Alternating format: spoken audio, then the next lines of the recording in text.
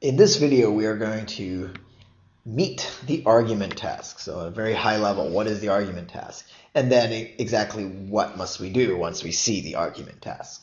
So let's first start off here and talk about what we need to do. We need to challenge an argument. And this is important because in the issue statement, you're actually the one providing the argument.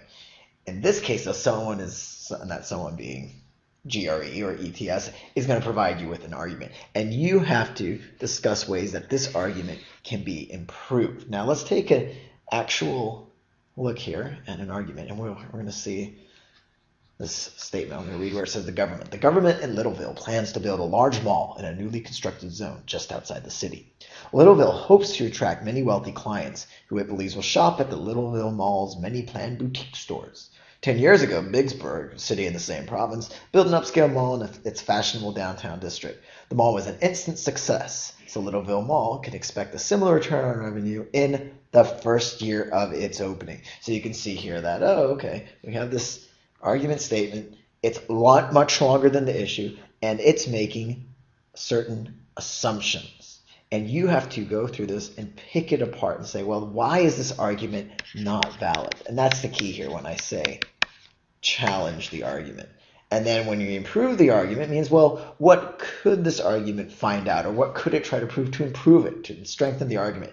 You must, however, never start defending the argument at this point and saying, yeah, I think Littleville's plans are really going to work out, and the boutique stores are going to attract all these clients. Do not agree. It's all about the argument not being valid and challenging it. So that's important, probably the most important part of the argument task. Now we've seen this example argument. Let's actually talk about the directions, what it's going to be asking. It's going to ask you to identify the assumptions again. What are some assumptions that are going on here when we're talking about Littlesville and Biggsburg? What are there some that are stated or some unstated?